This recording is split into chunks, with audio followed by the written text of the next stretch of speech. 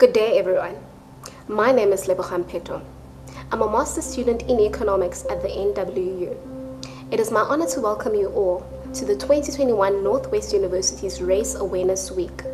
It is particularly important for us all, not just economists, to consider the relationship between race and the economy. It is necessary for us to recognize progress that has been made in South Africa to uplift people who have been previously disadvantaged. The World Bank's Overcoming Poverty and Inequality report shows us the latest available data, which indicates that around 2.3 million South Africans have escaped poverty between 2006 and 2015. While the coronavirus will have worsened the state of poverty in South Africa, especially along the lines of race, it is worth reflecting on the gains that have been made. But there's still much to be done. Just before the pandemic in 2019, we still had massive inequalities in terms of unemployment. Black Africans were reported as having 43% unemployment rate. Colored people were reported as having 30.1% unemployment rate. Indian people's unemployment rate was 20.6%, while white people's had only 9% unemployment rate. Startling statistics are also reflected in earning differentials, where Black Africans on average still earn less than what half of white people earn in South Africa. So too, a breakdown of the Black African workforce reveals that 18% are considered skilled workers, while in the case of whites in South Africa, the skilled workforce is 61%. These statistics emphasize that 3 centuries of colonialism and half a century of apartheid have left South Africa with massive challenge of changing the structural inequalities embedded within our economy and indeed our society.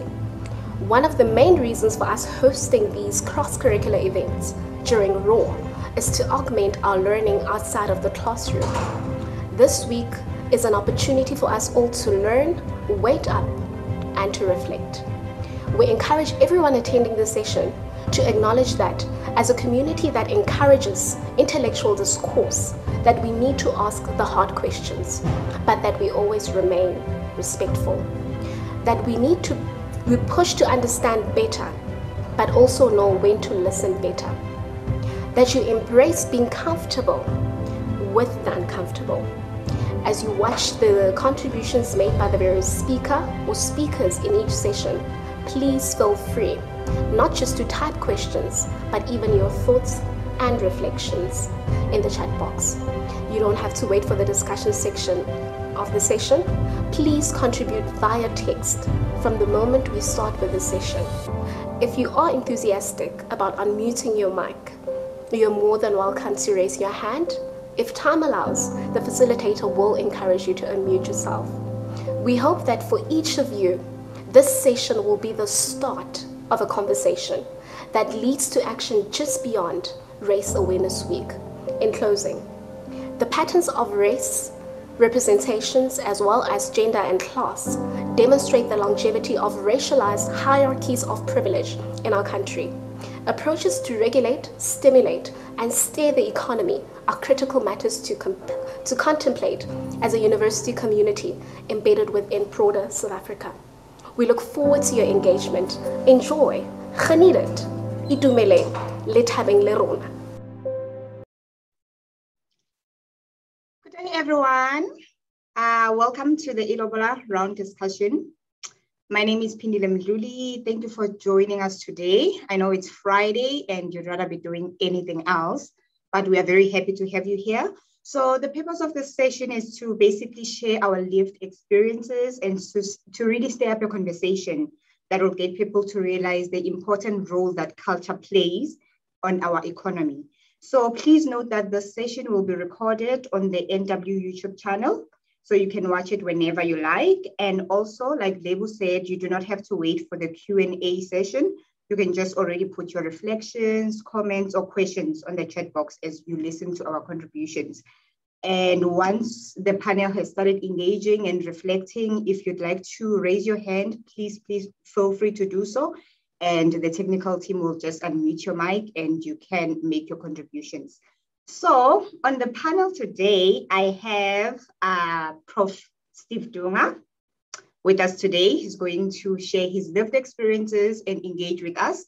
We have Dr. Precious Mncayi, they both from economies, and we also then have our current and postgraduate students and past postgraduate students. So we have Toka, Mpho, and Lebo. So just before we start, I would like to provide a bit of context, just to give you a definition of what Ilobolo is. So I have a definition from the Collins Dictionary and one from Umsamo Institute. So it says, in Southern Africa, Ilobolo is an African custom by which a bridegroom family makes a payment in cattle or cash to the bride's family shortly before the marriage. And one says, Ilobolo is cattle, regardless of number, paid by umkhwenyana, that is the groom, for his umakoti, that is the bride.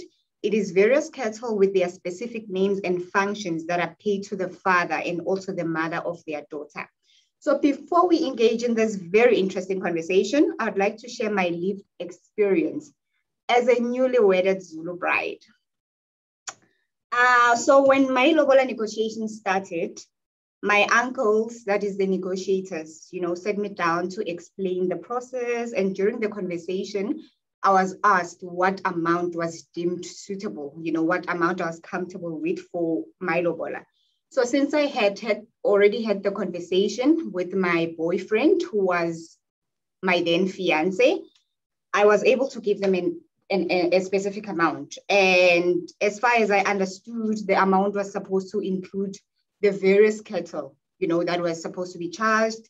There's different kettles, like we've already indicated. There's Inkomoga Mama, which is the kettle to be paid to or given to my mom, and Inkomoga Baba, which is the kettle to be given to my father. And whatever amount was left then would be Ilobolo. But hey, little did I know, guys, I had it all wrong. And I only found out during the negotiations that when, we could clearly see that the families were not in agreement, and they kept taking breaks, in between the discussion and everything to have their own discussions on the side. Now you can imagine the frustration I had at the time, realizing that my fiance had been charged in arm and in the leg. And at the point, there was nothing I could do because, they ask you, what do you know? What do you know about Lobola? So during the negotiations, the amount that we had discussed with my fiance was, it escalated ridiculously, and it is not what we had originally anticipated. And this, basically the amount that I'm talking about was excluding the additional cattle. So what they did was, they charged Lobola separately, which was a huge amount, the amount that we had originally discussed. And then they added the different kettles that they were charging as an additional amount. So it sort of escalated the amount a great deal. So that was also excluding the amount the groom's family had to pay when they get to the gate. There's this custom, when you get to the gate, you have to pay a certain amount before they open for you. And then when you enter the house, before, to allow them to open their mouths, they basically call it imvulamlomo. You have to pay a specific amount still so that the father of the house can speak. So over and above, the huge amount that now they have to pay for the Lobola, they also had this additional things, and they also had fines, There's some random fines that take place there. For example, they were fined for, there's a time when they called the bride and they asked them, which of these ladies are you guys here for? So one of the negotiators actually pointed at me, and he was fined for doing that. How ridiculous is that? So he was fined for pointing at me, and they said, you should have said it's the third one or the second one. You don't just point at our child like that. So yeah, those were some of the things that happened. So the process took quite long because the families were not agreeing, and the groom's family felt it was very ridiculous, while my family, on the other hand, just felt the amount was fair. So we were both frustrated, the groom and I, emotionally, financially, and in every way, because economically, we just felt it didn't make sense. And I didn't understand how my family expected, my soon-to-be husband to pay so much money. And the financial strain didn't end there, because over and above everything that I've just spoken about, he still had to go buy gifts for my family in the form of blankets, in the form of pots, that is called umembel. So, and I have to do the same on his, for his family, buy the gifts and so on. So it's a lot of different amounts, and that really excludes the amounts for the wedding, for the ceremonies and everything. And the whole thing taxed him financially, emotionally, and yeah, you can just imagine. And he had to dig very deep into his pocket. And you'd wonder, has he recovered financially? That's a story for another day. So that is my lived experience. I will just leave it there. I'm gonna ask our Professor Dunga, to share with us his lived experience of lobola. Pindi, sorry, just before we go to Steve, I just wanted to alert you to a question in the chat box, because it's specifically about your lived experience. If you can maybe just give All right, let me just quickly go to the question. Oh, he's saying, was your fiance and his family the same culture as you know? So I'm Zulu, he's Swati. That was also a huge problem, because they do things differently. They didn't understand some of our processes, and we didn't understand some of their processes. So there was a lot of conflict during that time, during that period. So that also played a huge role in this lobola negotiations, the amount and everything, because they were telling us that where they come from, you can just pay 15,000 for lobola and that's enough. And where my family comes from, they're like, nah, that's not gonna work. So yeah, that was the case. I'm gonna give over to Professor Dunga. Thank you, Bonga. Professor Dunga. Hello, can you hear me? Yes.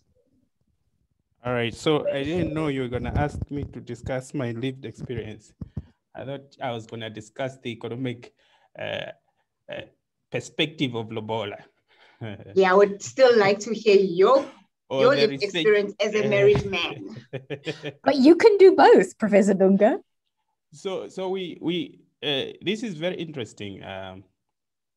Actually, we wrote a paper the other time, and some of the analysis in there touched a little bit about the different cultures that are associated with marriage. And the question that we were asking, one of the questions that we were asking was, is marriage as an institution still held as important as it used to be? Because you will see that contemporary understanding is valuing marriage much, much lesser than the way it was when most of these things that are attached to marriage were instituted. So by the time the issue of lobola, or in the times when the issue of lobola, is it lobolo or lobola? It's Ilobolo. Ilobolo. Sorry, Ilobolo. Yeah, Ilobolo. In other countries, we call it lobola, I think, Ilobolo. The time when this practice was very popular, marriage was one of the most important institutions in society, all right? So it was something that the parents and the families would look forward to as their children were growing up. Fast forward to the 21st century, my question would be, and I think it would be nice to have that discussion, people to respond on the chat there, is marriage as an institution as important as it used to be?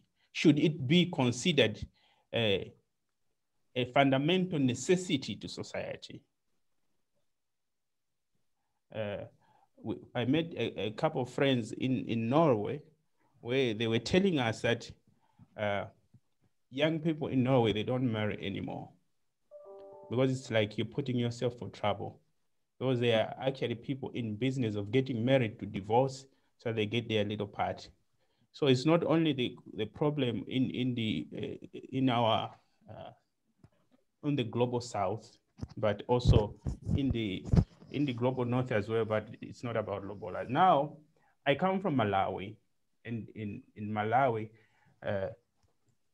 Ilobolo, which we call lobola, is there, but it's not as emphasized as it is in other countries. So we've got, that's why I think it is not really a race culture. It's not really attached to a group of people by race, but I think it's an ethnic kind of culture where you find other Black people are practicing and other Black people don't practice it, and on different levels and different emphasis. So in Malawi, we've got about 26 districts, north, south, southeast, central. It is very strong in the north, a little bit in the south, and the bigger chunk of the central part of the country don't really practice this, to the extent that sometimes the male side would be the one to receive something by taking over the trouble of raising this girl that was in the family. I'm trying to make a joke there. So it is called in Malawi Chikamwini, where Chikamwini, the man moves on to the female side. So they will give him a farm and so on and so on. And then he moves there, and then he becomes almost part of the female side. They change, the name still changes to the man, but he moves to that side.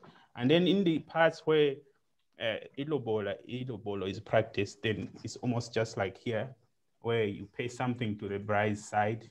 And then when anything happens to this married lady, it belongs to the male side. So when I got married, my lived experience now. So when I got married, we're two parts, from the Ilobolo side and the side that don't do this. So when we started, we're given the option, which one do you want to do? Do you want to pay or do you not want to pay? You choose the culture that you want, the expensive one or the reasonable one. And we said, no, we want the middle. We want to pay, but us as the male side should decide what to give you. So it's as easy as that. In my experience, it wasn't as strong. And I have got a friend now from Zimbabwe who was charged $12,000. Take it or leave it. And you could see the stress and the anger, serious anger. Oh no, why are they people dealing with this as a business? And so you see both sides. I've seen myself, I've seen my friends experience, where it is not strictly charged as an amount which you pay, take it or leave it.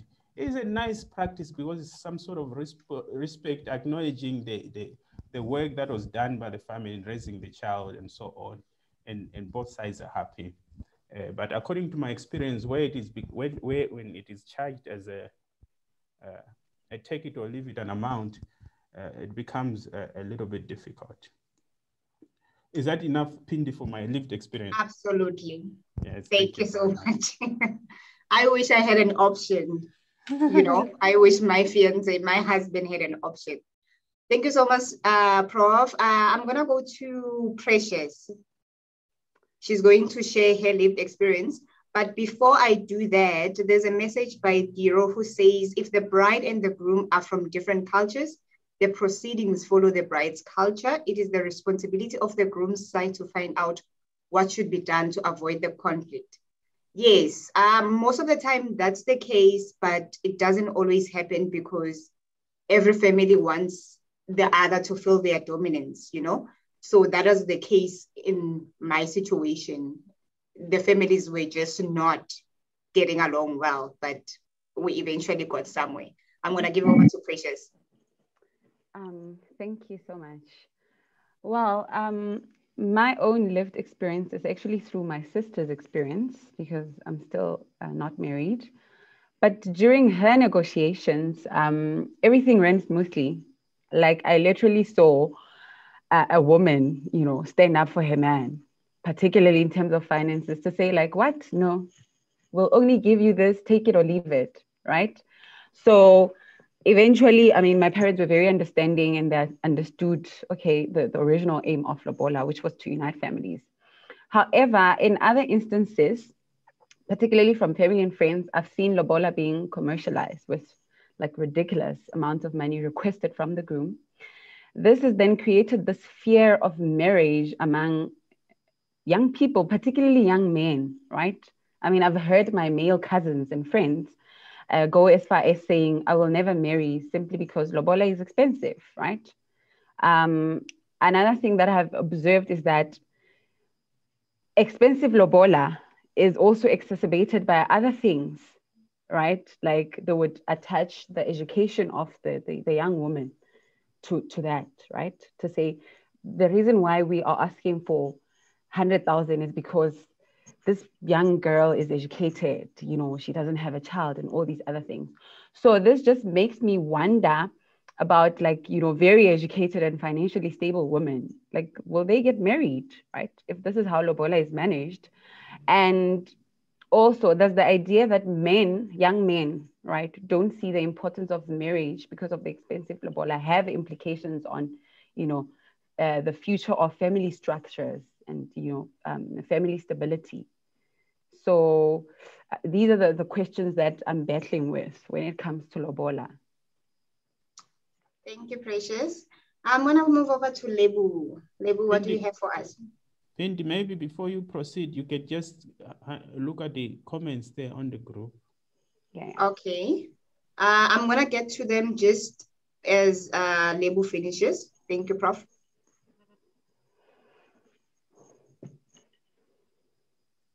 Yeah, hello everyone.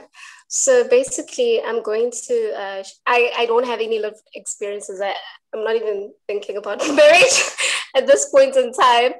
But however, I have an article here, yeah, that, and something from it stood out to me. So I'd like to share that. So basically, this is an article written by Dennis Parker, and it's titled The Practice of Lobola in Contemporary South African Society. So she says that Lobola plays a role in marriage and was traditionally a practice designed to bring families together and to foster a feeling of trust and mutual understanding between them. Lobola demonstrates that a man getting married is capable of taking care of his family. And it also serves as a token of gratitude to the bride's family for raising a wonderful woman. So the bride, Lobola as the bride wealth needs to be understood in the concept of Ubuntu and the interconnectedness of the community. So as Dr. Mncayi has said, over the years, I feel like we are losing this meaning of the fact that Lobola is there to unite the families. You know, as Africans, you know, the Ubuntu phenomenon is from us. We are all about, you know, interconnectedness. We are all about humility. We are all about meeting each other halfway fully. So yeah, this thing of now it being commercialized, yeah, I feel as though it's a problem. And also I feel like we need to consider also the other implications of Lobola. When we look at law, for instance, the Lobola tradition is also known as the customary law of marriage in South Africa, Act 120, Justice Department enacted in 2000. So that law, it enables the man to marry up to 4 wives. So research has shown, particularly in this article actually, that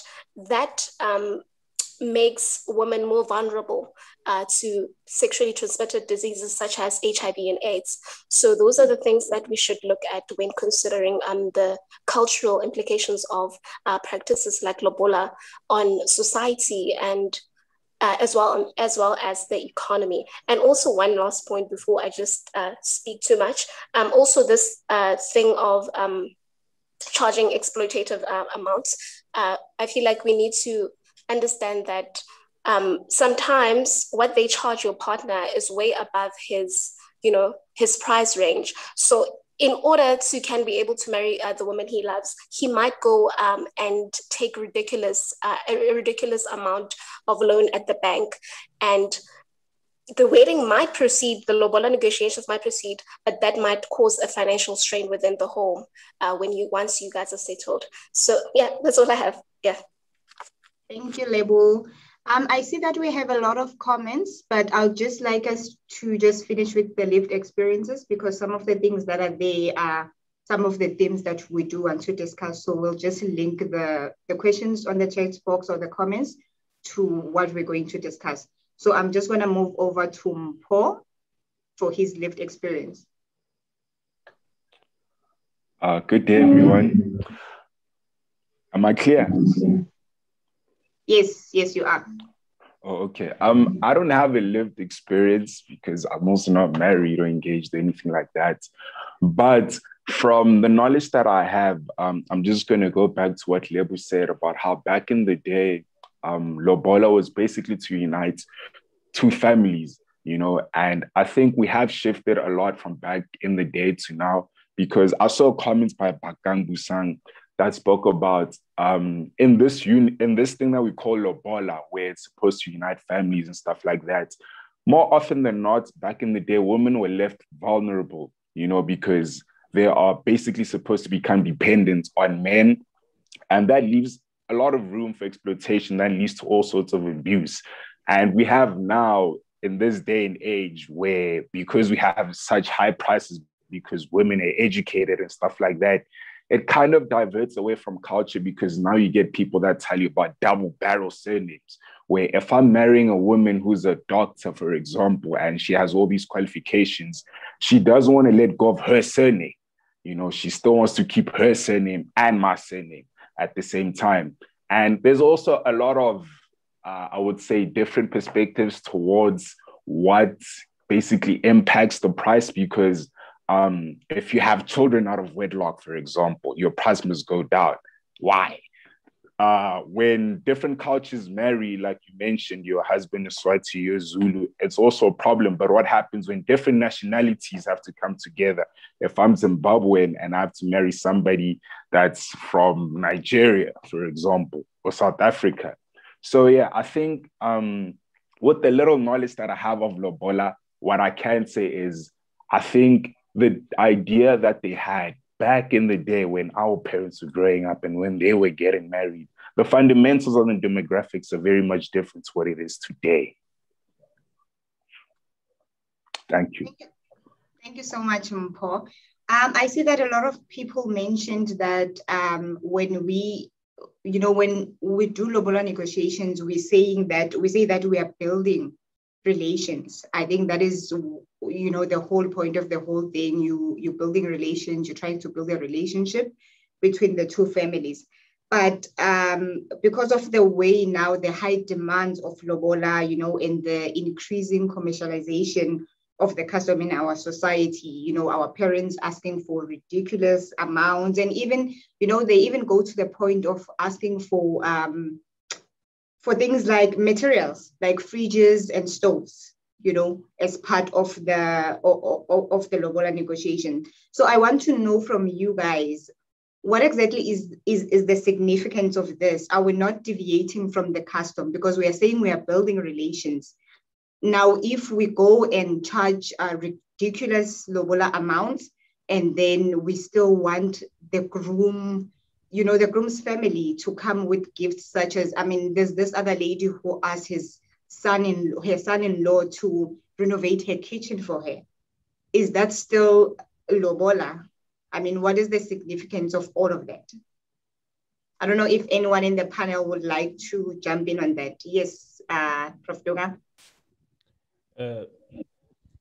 According to what I've noticed with my little experience, it has actually done the opposite, where people were charged a lot of money. It strained the relationship between the man and the bride's family, to the extent that there would be years before they visit. And even if they visit, the kind of relationship that is there is that pain is still there. Maybe it takes time for it to go away because they think, why did you do this to me? And hence, instead of building them together, it felt as if they were trying to block him from marrying the girl that he loved. You see, so that idea of bringing people together has to be relooked at and say, and the other question would be who should look at it? Because the problems with these cultures, even if we discuss now, who changes culture? It's society as it moves forward. And with time, certain things change. And I like the questions that people are posing here, because one of them, if you not mind, is asking Paul to respond by saying, does it affect, I think it's Carol's asking, does it affect the way you look at relationship, your dating behaviors of young people? Is it always on your mind? I've had friends that have graduated a long time, and when you ask them, when are you thinking of getting married, says, no, I'm saving first. I need to get ready before I think of that, so that I can, once I'm charged, I'm able to pay. To some people, it is actually a big factor in regards to when they decide to get married. And I saw, you can check on Stats SA, I wanted to pull out those statistics. The average age now of getting married, both for men and women, has moved into mid-30s or late 30s, when it used to be early 20s and mid-20s. And then the additional 10 years that has been added there is because people want to be financially stable first and at least comfortable, because they're thinking of this big expenditure that is associated with marriage. Okay, all right. Before I take Precious's question, Bagang says, I don't think it is a necessity, especially in the age that we live in. Some men feel compelled to control the life of their wife simply because he paid lobola to the bride's family. This is one of the things that lead to gender-based violence, you know, spousal rape, domestic violence, child marriage, and all. So these are some, you know, of the things. A lot of couples start on the wrong footing because of ridiculous amounts, that lobola amounts that are charged. Before we connect that to one of the themes, I'm just going to give over to Precious before we deviate from what she was about to say. I think I wanted to because your question was on, do we think, well, is lobola now deviating from its original aim, you know? But maybe we need to ask a question amongst ourselves, and I think people can also respond to that. Why are families requesting such high amounts? Can we connect that to poverty and their own unmet needs and wants, right? Can we blame the system, you know, at the root cause of this? You know, I think that's a question that I'd like to throw to everyone, and including the audience. Can we link it to poverty? Can we link it to poverty? Yes. Mario has his hand up. I'm not sure if Mario wants to answer the question or he wants to speak on something different. Mario, if you'd like to answer the question, can someone please unmute Mario's mic?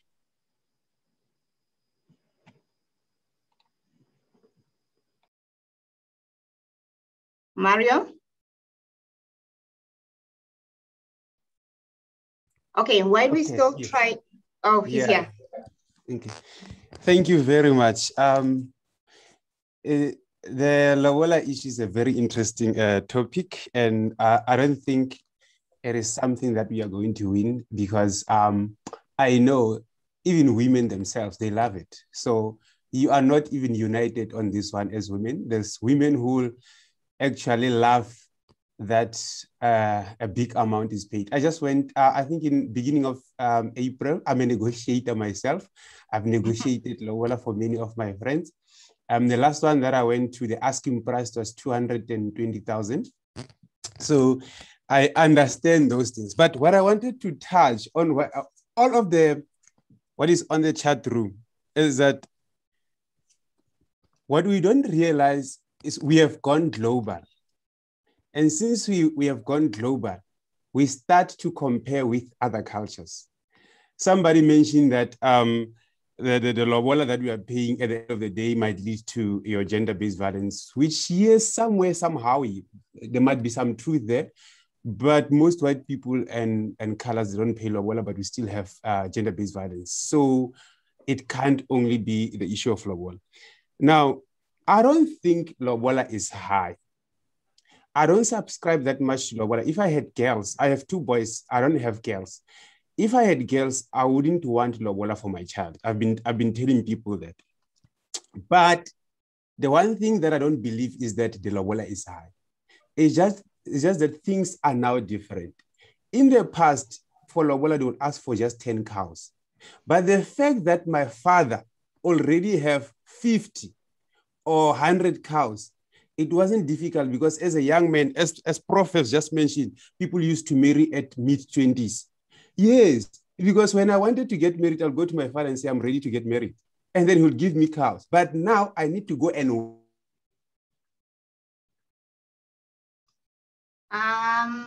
I think we might have lost Mario.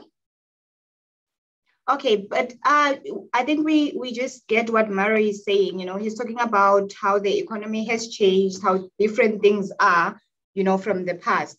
But just to have a little bit of discussion on that. So there's a study by Casal and Porcel that was done in 2010, which estimates that between 1985 and 1998, the average amount of Ilobolo paid in South Africa was approximately 20,000. So that was between 1985 and 1998. And this represented more than the average annual salary of African men employed at the time. So now, based on my experience, you know, family's experiences and those of my friends, Ilobolo amount can amount over 100,000. So given the state of our economy and the many young people, and the fact that many young people are underpaid in South Africa and mostly unemployed, can we then discuss the fairness of carrying out the custom of lobola this way? You know, regardless of the fact that things have changed, Mario doesn't think that they are overcharging. It's the fact that now things are different. The state of the economy is different from what it was then.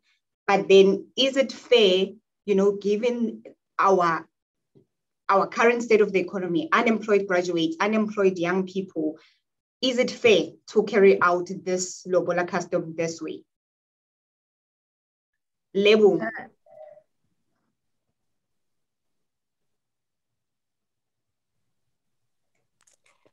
I feel like it's still fair. It's still fair because look at this, Miss Phindile. Yes, our parents, they worked hard. We are suffering the, you know, inequalities from the legacy of apartheid. So now our parents are here, they're working hard, you know, their knees are getting scraped. Right now, personally, I'm the first one to get, from my immediate family, I'm the first one to obtain my master's degree, you know? So I feel as though my mother, as a single parent, she's going to consider the fact that, you know what, my daughter, you know, she went to university, she worked hard, and then you're here, you wanting to pay 20,000. Were you there when she didn't have bread and rice? Now you have this whole woman who is, you know, intellectually fine, who will be stable by then, and then you just want to take her for 20,000. No, it doesn't work like that. I feel as though people should vary within their price range, not to say that women are, you know, objects that women pay for, but I feel as though yeah, compensation should be there, and this way of carrying out lobola should move forward. However, our parents should also be cognizant of the fact that you as the daughter are going to live with this man after this, so they should not charge a ridiculous amount that's going to, in the end, hurt you. Yes, as you're living with this man afterwards. I hope that answers your question. Okay. Okay. I'm just gonna go to the chat box quickly, but before that, I saw that Professor Dunga and Precious really want to engage with Lebu on what she has just said. So I'm just gonna give them an opportunity to speak their mind. Precious, you can go first. Please unmute your mic. Yes, I think I want to tie this to one of the comments from I saw it here. Yes, from Ayanda Mevani, who's saying, do you not think that the removal of extended family members, that is uncles and aunts, from the negotiation team could make the process much easier? Why can't the parents handle the negotiations themselves, given that they may have purer intentions compared to extended family members? You know, another thing I wanted to actually respond to Lebu to say, but who was supposed to take you to university? Was it still not your parents, right? Were they not doing their duty as parents to say, we want the best for our daughter? I mean, trust me, I'm also worried if I'll ever get married, right? I'm worried, like, it's not looking good, right? But I'm just trying to, are we not like shifting the responsibility of the parents and making it the groom's family? Like, why must they pay the parents for doing their duty, which was doing right by their children, right? Yeah, so that's my contribution. Can I come in? Oh, yes, you may. I think we also need to understand what marriage means. Because when you get married, label, your husband does not own you. You do not disappear from your parents. Your parents can still get help from you. You can still build a house for your mom. You can still give money to your mother. And hence, it shouldn't sound as if because this guy is marrying you now, you're going to disappear, and hence he has to pay everything that would have become a benefit to your parents from you. I think in the olden days, it made sense maybe because this man would come marry this girl who used to cook and do work around the home, and then the person is taken away. There's a gap that's being created. Maybe you need to pay something. In modern days, really nothing changes if you think about it in terms of your relationship with your family. If you're working, you're staying in town in your own apartment and so on, you get married, you're still gonna visit your mom, you're still gonna give them help, you're still gonna take care, the black tax is still gonna be on your head. So there's the payment, therefore, should have remained what it was, a symbol of appreciation and some sort of celebration between the families and the token of appreciation as opposed to value you, because I see there's a comment there. That's when someone said the word payment should be removed from the whole thing because you can't put an amount to a person, whether they have got a degree or not. You can't say, okay, this one is worth a 20,000 Rand and this one is worth a 300,000 Rand. No, I think that principle on its own already is wrong because you make now the person paying to feel that they buy you and therefore they own you. Nobody can own you, you understand? So for me, I think why this discussion or this whole issue of lobola, like Mario said, is complicated is because you've got all people on all sides. Ne? If you are the family now with a girl, you want a lot of money. Now, if it's the son in that family, you want people to be considerate and be reasonable. Now, it's people are jumping from one side to the other, depending on what favors them, what is good for them, you see. And also because it is not prescribed, like I saw someone said in Botswana, a certain culture, you pay 8 heads, and that is known. This is good because it's not prescriptive. People can do according to what they feel. Some families will be like, no, we're fine. You give us just this as a token of appreciation because our culture demands that we do this. It's not like we need it. Others feel like, okay, our daughter is gonna sort out the issue of a car. Now we're gonna buy a car here. And there's no one rule.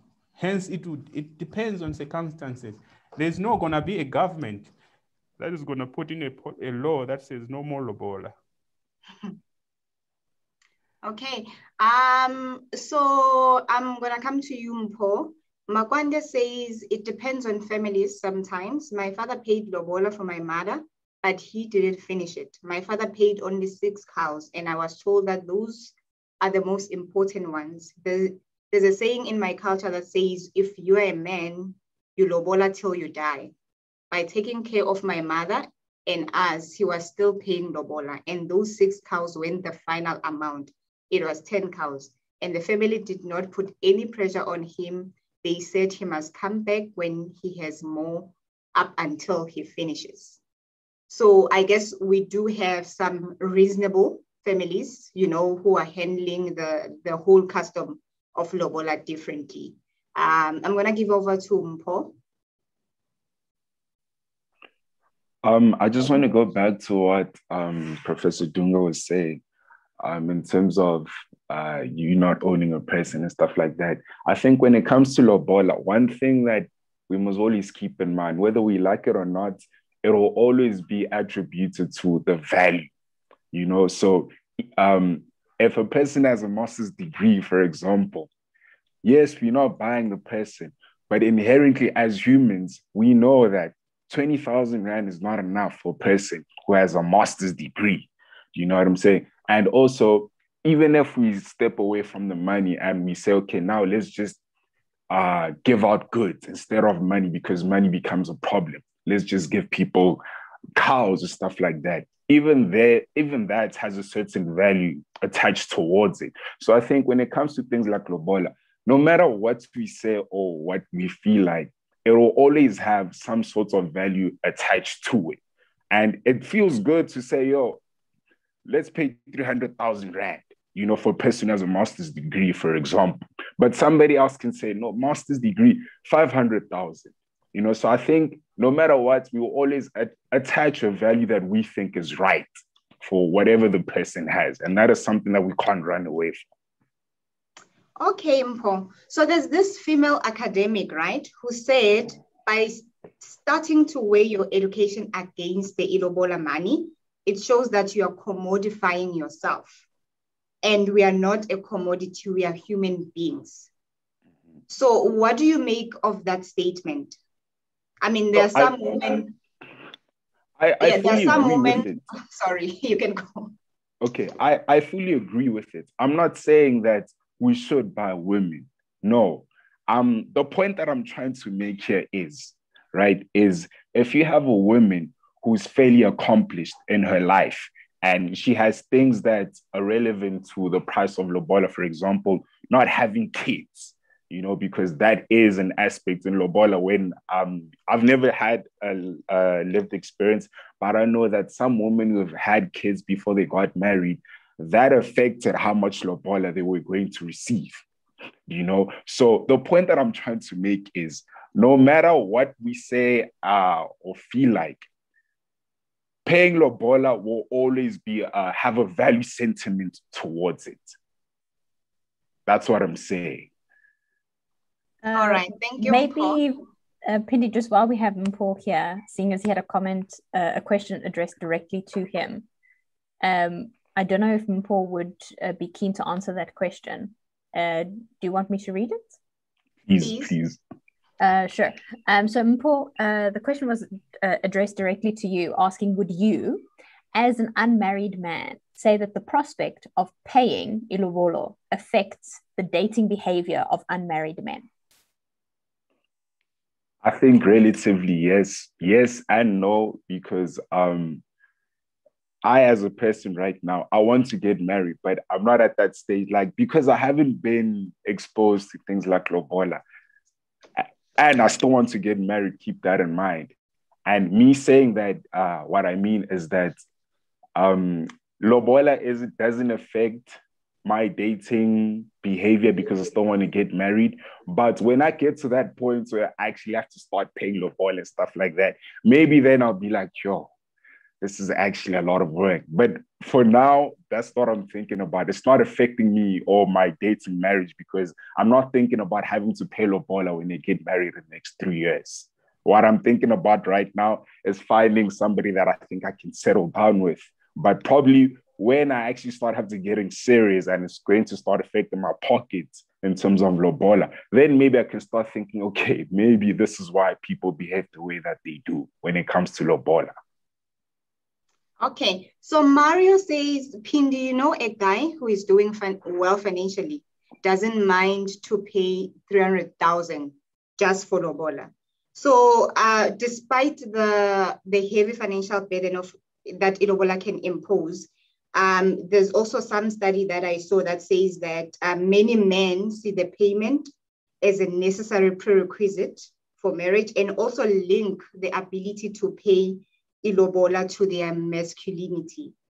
Now, it has been suggested that the payment of lobola signals to the woman and her family that the prospective husband is a provider. So I want to know, is there any truth in this? Does it have anything with whether you can provide or not, or does it somehow, affect your masculinity? I see Mario has his hand up. May you please unmute Mario for me?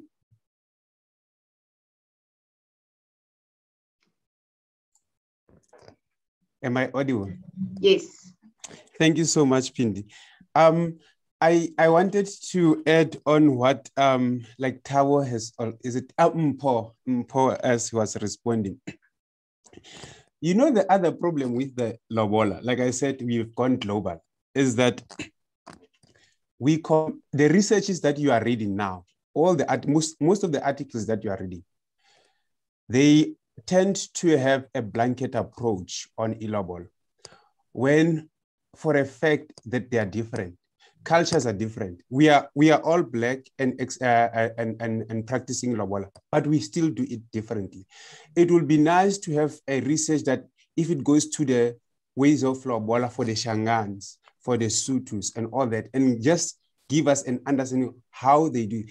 Because most of the people who have, and I stand to be corrected on this, most of the young generation, the generation Y, they are the one who really have the problem with lobola because they are very much economical. It's like they budget before. When I grew up, the one thing that I wanted is that I can work so that I can save money to go and pay Ilobolo. I didn't, because I knew that I'll have people who will go there and negotiate for me. So to answer even your question of whether it affects your masculinity, I don't know about the current generation, but I think our generation, because I'm very old, our generation, it mattered so much for me to be able to go and prove to my wife's family that I will be able to. Okay, I think sorry, Mario, are you back? You didn't hear me? Just the last part. Oh, so I was saying that for my generation, it was very, very important that I save up so that I can prove to my wife's family that I'll be able to take care of their daughter. Thank you. Okay. That's a very interesting perspective. So Mfundo is asking the question, does love have a price range? Now I'm going to give this one to anyone in the panel who would like to answer this one. Does love have a price range? Do we really have to prove that we can provide or anything? Where does love feature, in this whole thing? Yes, Mpo. Okay. Sorry, Lebu, you can go after Mpo. I'm gonna say love is important, but as cliche as it might sound, it's not gonna help put food on the table. Yes, I love you, I'm gonna support you, but in that support, we need to be financially strong.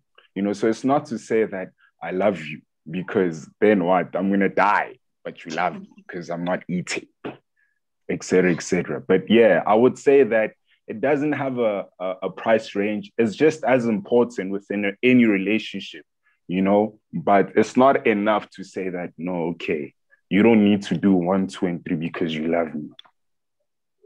Okay. Okay, I'm going to have Lebo and then Prof. Dunga. Yeah, I think Mpo said most of what I said. And yeah, in relation to this person's question, like, honestly, yes, love does not have, no, love does not have a price, but you have to recognize we are Africans. And as we are Africans, we have certain ways of doing things. So you can't want to say that, I love this person, so these people must consider my love, and just charge me like 1,000 Rand. It doesn't work like that. It does not, you know, you need to respect the people that your wife's people, you know, in as much as you respect yourself. So you must be able to, you know, honor their wishes, honor what is important to them culturally, which is lobola. So yeah, let us not, you know, be clouded by love, but let us see important things. All right, thank you, Lebo. Prof. Dunga? I'm gonna try now and be a little bit provocative here. So be ready. Lobola has got nothing to do with love, because according to me, because there's a lot of love in other cultures and they don't pay each other money when they get married. This is a cultural thing, and it has got nothing to do with whether you love the person or so.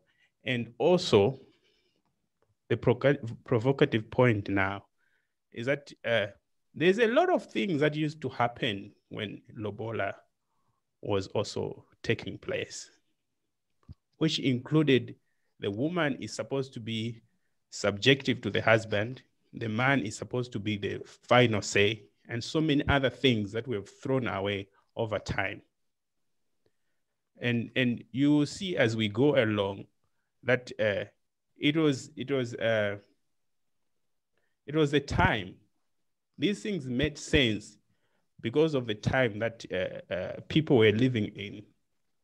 There were no education, different education levels of the girls, and hence they were not charged according to who has got a master's and a PhD and so on. Now all these things come in. People were living in their villages, exchanging cattle and so on. So maybe, just maybe, over time, that's why we need to have this discussion, so that when we are parents, I've got a daughter, when I now have to give my daughter, I should be more enlightened to understand why exactly do these things happen. So there are certain cultures that we need to hold on to, and then there are certain things that we need to let go, according to what I think. And hence, we don't want to complicate it to say, if I'm a man, people may think like that. If I'm a man, then I need to pay. Oh, so how about those men that don't pay? Are they not men enough? It's just their culture. Their culture does not require that to happen. And hence, as man enough as they are, they shouldn't go and say, okay, I'm going to pay to show that I'm a man. It's just a culture in the context that you find yourself in. And we throw in all these other justifications to make this thing valid. But the basis of it is just like the other cultures feel like you can have five wives. Other cultures think that you can do. There's certain things that are acceptable according to that particular culture. I know of a culture in my country where you're supposed to, a young man supposed to take over the wife of their brother when the brother dies. Okay, I see that. So let me just finish the point. They've scrapped it off. Others still doing it, but you can see it's coming now from the government level to say this has to go away because this is dangerous. This kills people because you don't know what killed the other person and so on.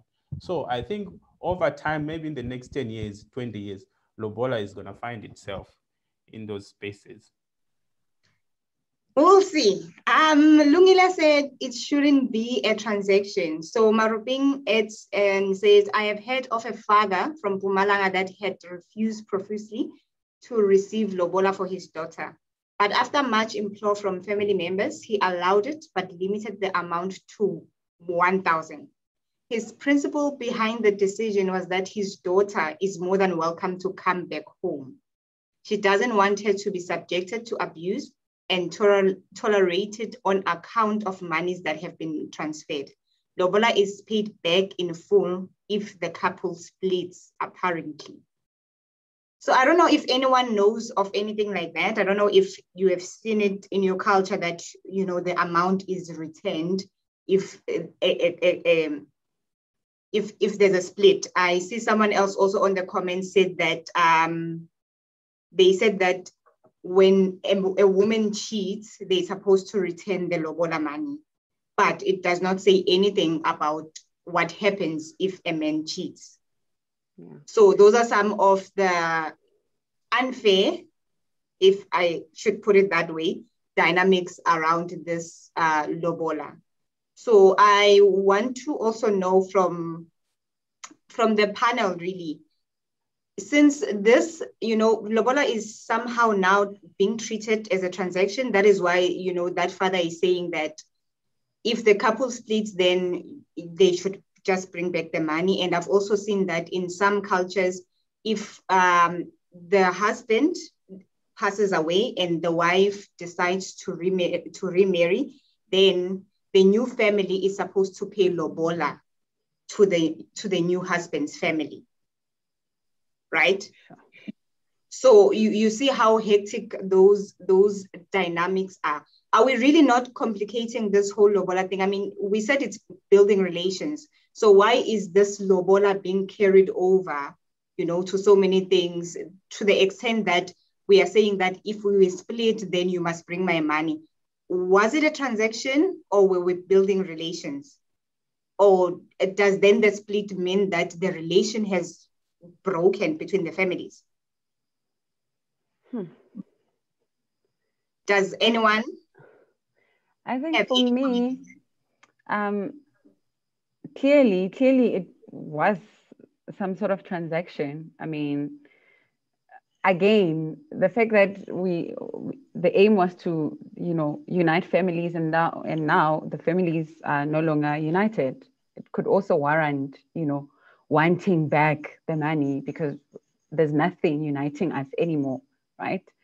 So I think it's really, a two-way.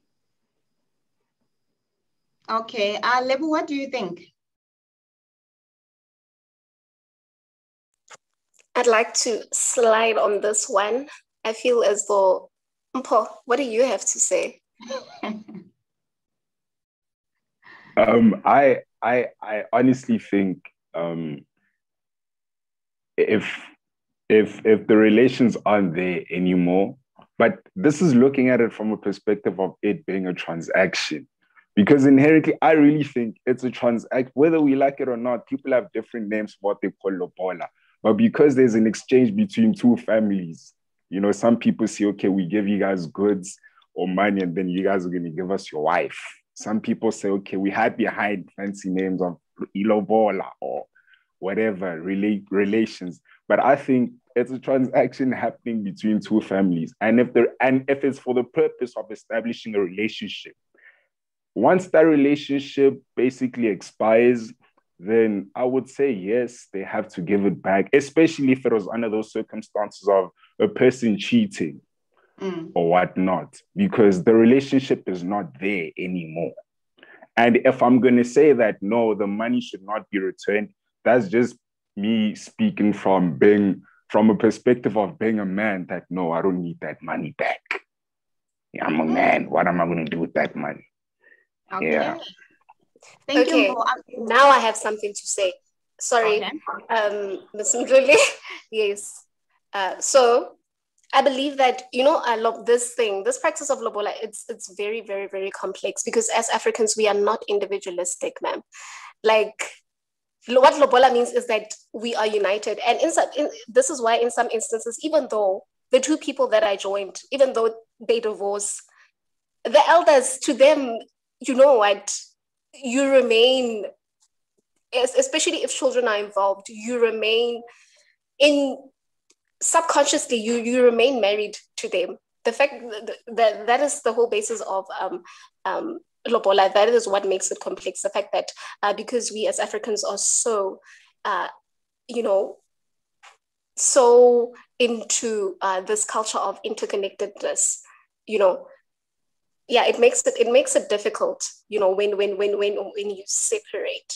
And with regards to should the money go back, or in instances when the money goes back, I feel as though the person who, the man who decides that when he divorces his wife or vice versa, he wants the money back, then I feel like the question that he should ask himself is, in the first place, did you see lobola as connecting the two families, or was your wife a transaction to you?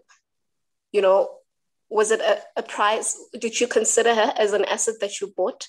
And now, because you no longer have, you're going there being like, what, here's the marriage spoiled, so please return my money. Yeah. Okay, thank you, Lebo. I have a lot of hands, so I'm just gonna start with Mario, and then I'm gonna go to Dr. Dunga, and then I have a comment from Draganipo. So Mario, please go. Hey, Pindi. Actually, mine is in a form of a question because probably it will clarify this. I know Lebogang and Precious said that they are not yet married, and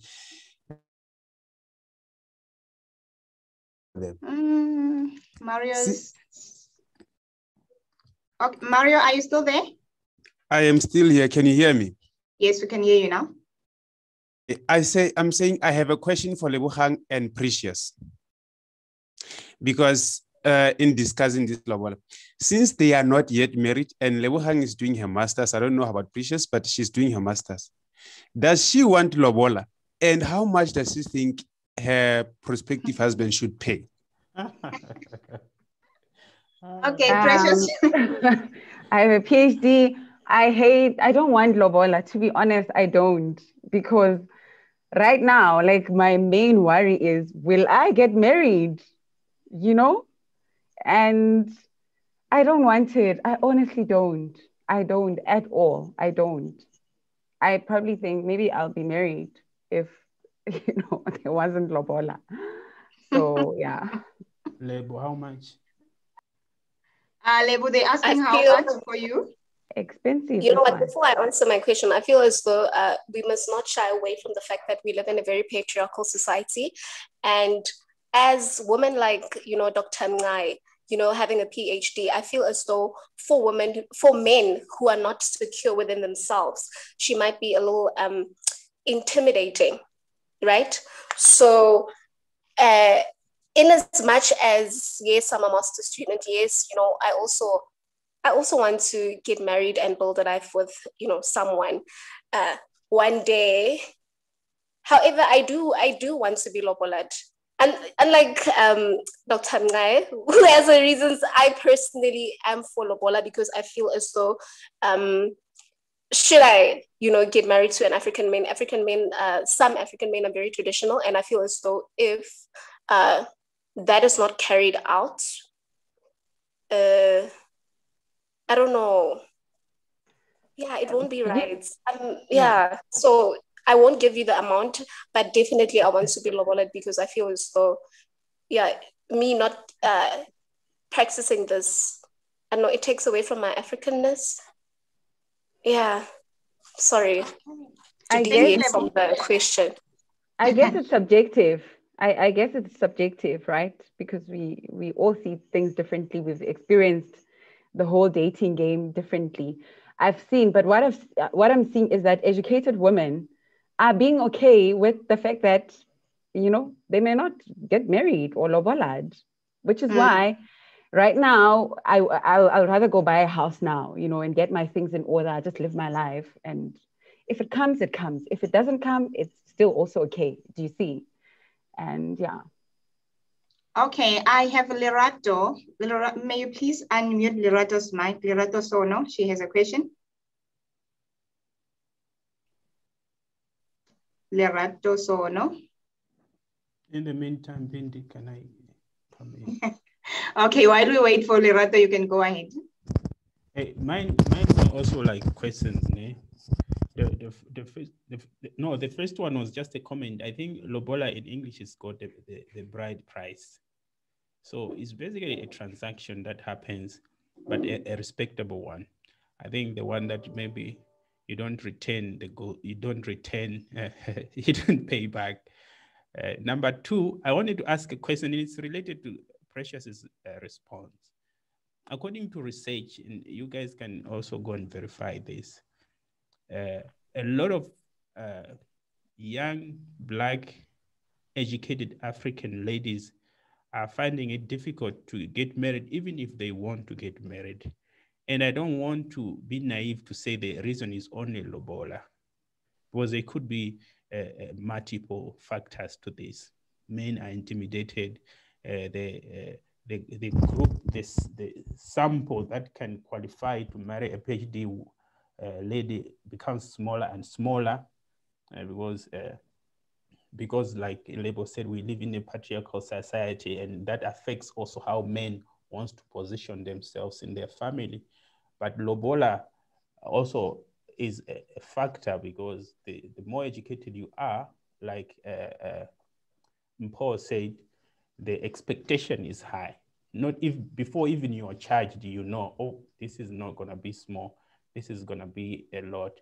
Now, from going back to my original question, which someone answered when I said marriage as an institution itself, how valuable is it? What do we want? Which one do we value more? Getting money for the child, or having the child settle down and have a husband? Because where we're going, maybe both, you cannot achieve both. So something has to give for the other thing to win. And hence, the more we value marriage, the more we want to try and clear the way of the obstacles that makes this thing more difficult. Because when I asked this question, it didn't mean I didn't believe it. I believe marriage is important because it's a foundation of society. A family becomes a foundation of, so you want children to grow in a stable environment, and marriage is one of those building blocks. So anything that stands in the way of a good society, and hence being built by good marriages, should be relooked at. That's what I think. Okay, I'm gonna. Yeah, I was just gonna say, just in the interest of making sure that Lerato gets an opportunity, can we quickly? Yes, I was gonna call her now. Lerato, please go ahead. Yes.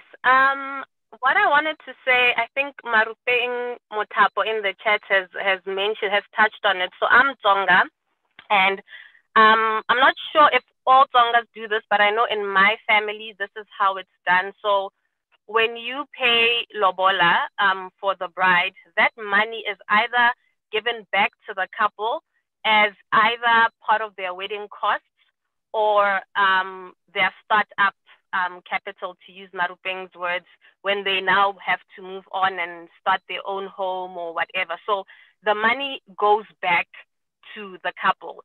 And I asked my family, my aunts and uncles, why they do it this way. And they mentioned that, for one, it's based on an understanding that lobola doesn't make a marriage. So there's a difference between a cultural practice and the marriage that you and your partner needs to have afterwards. So they don't want you to start off with debts, because especially in their minds, I mean, there's only in community of property, so they don't consider any other marriage contract. So if we're going to charge you 300,000 rands, or your partner 300,000 rands, or 100,000, whatever, any amount that he cannot afford, and then you get married, then his debts are yours. If he took a loan to be able to finance that, then his debts are now yours. And that's not the kind of life they want for their daughter, to start off with debts. So I know with my aunts and sisters that have gotten married, what they usually do is ask the bride to be how much her partner can afford, because in any case, that money is going to go back to them. So that exchange of money, it's just symbolic. It's just sort of a nod to culture, but it's not actually going to the family. It's going to go back to them. And the part where they put emphasis on is actually the gift exchange between the two families. They emphasize that a lot more, because that's what they signify more as joining the two families. So with respect to sort of compensating the family for raising their child, as somebody said, I personally believe that that's a parent's responsibility. By law, a parent should take care of their child. You have a master's, a PhD.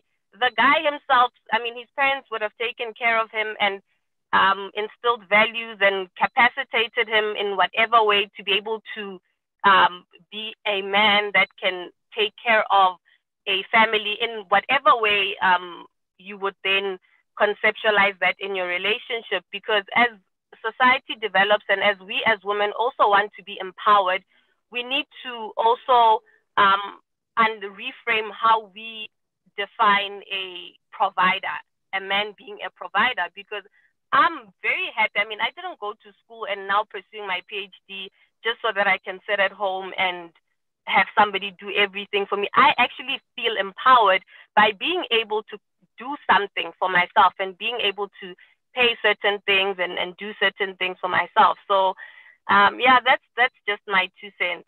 But I definitely don't feel like it should be seen as some kind of compensation for something that your parents were supposed to do anyway. And also something that becomes a burden on a couple starting a journey that's, you know, that shouldn't start in a way where the other person now feels like, I paid so much for you and I'm struggling with the debts afterwards. And now it becomes sort of a shaky starting point to a marriage. Thank you so much, Lerato. In the interest of time, we're gonna have to move to the lucky draw. But Michelle, please don't kill me. Before we move to the lucky draw, can I just ask Karu's question? He says, does the practice change when there is a mixed race relationship? And in what way? So if we have a white girl dating a white guy or vice versa, does the practice change, or is it still, you know, is the Lobola custom still implemented the same way? Actually, I answered Karu in the chat. Okay. Because usually Lobola proceedings follow the bride's culture, right? So if the bride's family doesn't practice Lobola, then the man, regardless of his culture, won't pay Lobola. So I think that's the more dominant thing that we see now. Okay. In the interest of time, I'm just gonna give over to Pamela, who's gonna do the lucky draw, and then Michelle will just come and talk to us about the announcement of the poetry competition winners. But afterwards, if you're welcome to stay to, you know, chat a bit more. We just want to do the lucky draw so that we keep to time. So I'm just gonna give over to Pamela, who's doing the lucky draw for us. Thank you so much, Ms. Pindi.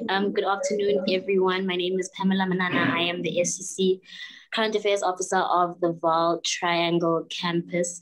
It's been so amazing because some of these lecturers I actually recognized from my first day. They gave me econ, specifically Ms. Precious. So thank you so much for joining us. Thank you for teaching us and also empowering us in a way, because having actual Black females in these conversations helps us see things in a more broader perspective and inspires us. So thank you. I'm going to announce first the lucky draw. Everyone who is present, today's student number has been placed in a box over here. And I'm going to shake the box and then just draw out a name. And this person receives 10 gigs of data just because they're lucky today. So good luck to everyone. And the lucky person goes to, the lucky 10 gigs goes to 277711709. I'll call it again, 2771709. You get to win 10 gigs of data.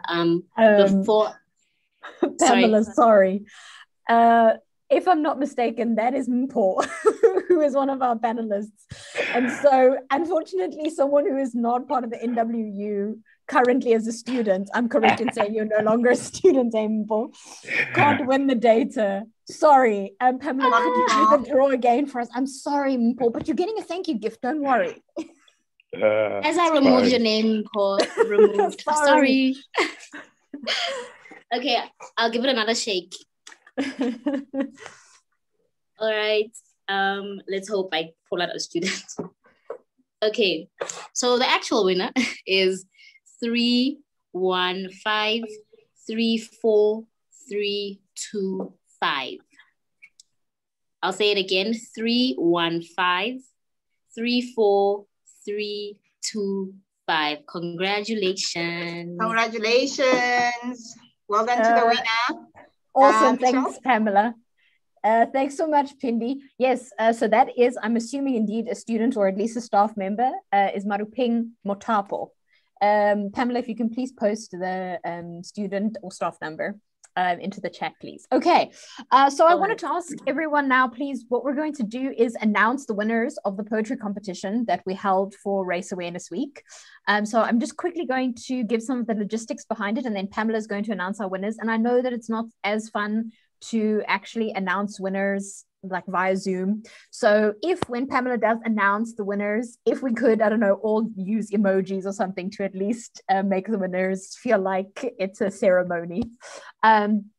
So just to quickly remind everyone, we ran a poetry competition. And so there is 3 categories. So we're going to announce 3 winners. So there is a category for the best video submission, then for the best text submission, and then finally for the best poem as voted for by NWU staff and students. And because we got so many votes and such great poetry submissions, we decided that we would have a winner and a runner-up for each of the categories. So the winners are going to win 1,000 Rand Take a Lot voucher, and the runners-up are getting 500 Rand voucher. So the best poem for best video and best text was judged by the spoken word poet, Puno Selesho, who did the workshop for us earlier on. And so the poems, so that everyone is clear on it, so we don't have questions, the poems were judged based on the clarity of the intention of the poem, how well the theme was incorporated, the effective use of language, devices, and structure, authenticity, uniqueness, creativity, and then overall enjoyment. So those were the categories that Puno Selesho judged on. And then the best poem as voted for by NWU staff and students, we got over 300 votes, so it's quite amazing. So these were all submitted and collated together. You can watch it on the NWU YouTube channel if you wanted to. Evidently really, really popular. So thank you to everyone that submitted. Thank you to everyone that voted. Thanks to everyone that was a part of it. Over to you, Pamela, to announce the runners-up and winners for each of the categories. Thanks so much, everyone.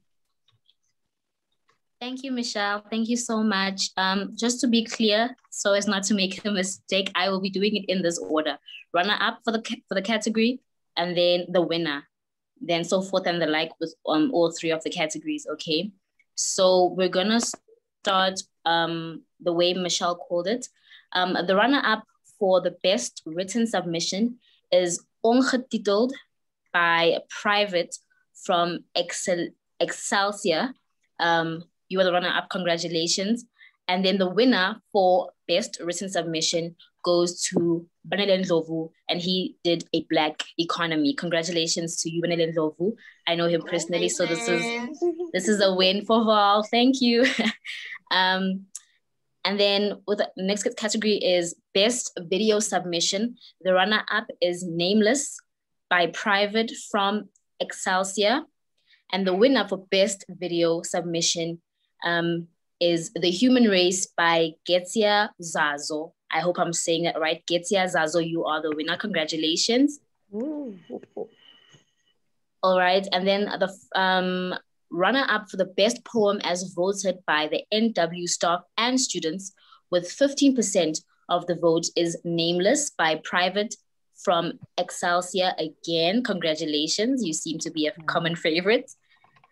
And then winner for best poem as voted for by the NW staff and students with 18% of the vote is The Human Race by Getsia Zazo. Once again, congratulations to all the winners.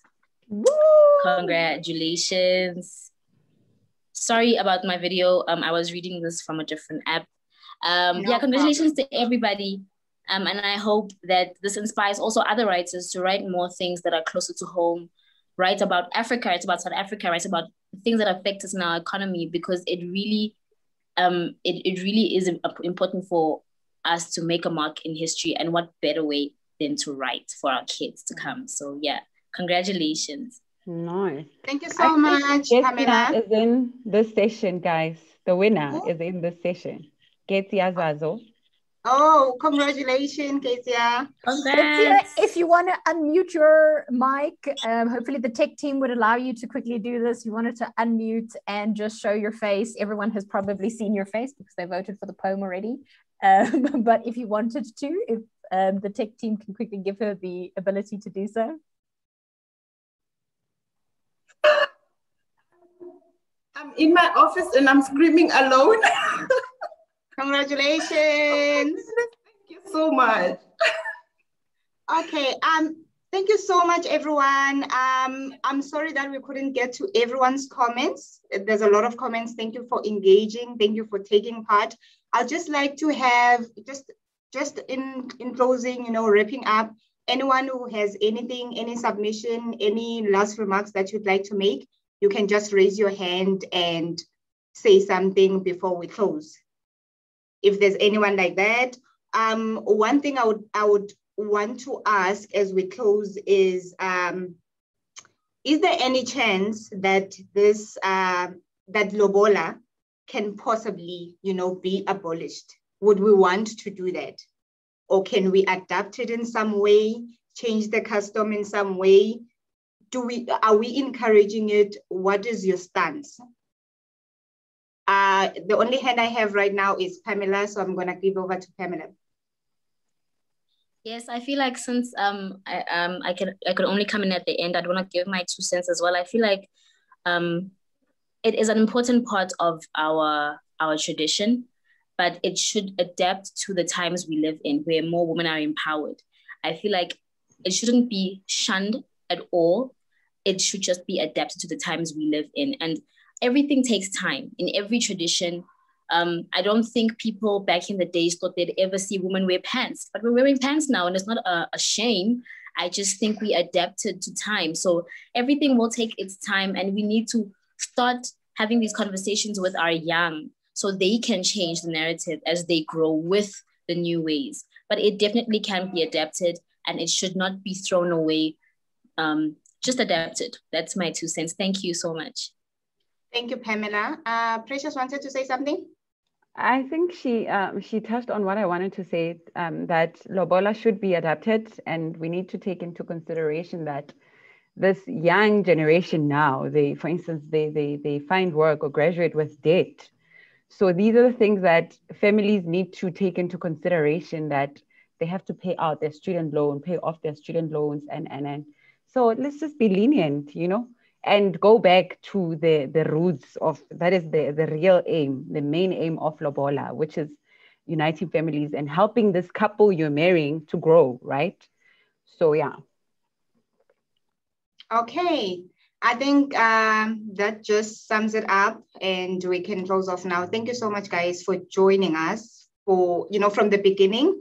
Race Week started on Monday, and you've been a great audience. Thank you for engaging. Thank you for taking your time to come and attend the sessions. We really, really appreciate it. I'll just give over to Michelle to do a vote of thanks. That's it from me. Thanks, Phindile. My vote of thanks is going to be so quick. Thanks to everyone that made Race Awareness Week possible for 2021, but most especially because you guys are in the room, to the people that are on the Race Awareness Week team, to Precious, to Phindile, to Koru. Thank you, Steve, for stepping in, Lebo for being on 3 different panels, Pamela for being the MVP. Thanks to everyone that helped out with forms, the tech team, everyone who's willing to fund this. I really hope more than anything else that the NWU staff, students, management, and when these videos become available on the NWU YouTube channel for the broader South Africa to be able to watch, that more than anything we realize it's not just about a week. There are massively difficult questions we still need to ask about why our economy has these inequalities, especially if we disaggregate it according to race, and that it shouldn't just be about talking. These are definitely great opportunities for us to think and reflect and question and comment, but we have to organize and we have to act. And it needs to be race awareness as a lifestyle, not just for a week. So thank you so much to everyone that contributed. You guys are absolutely amazing. I can't thank you enough. Have a good weekend. Bye-bye.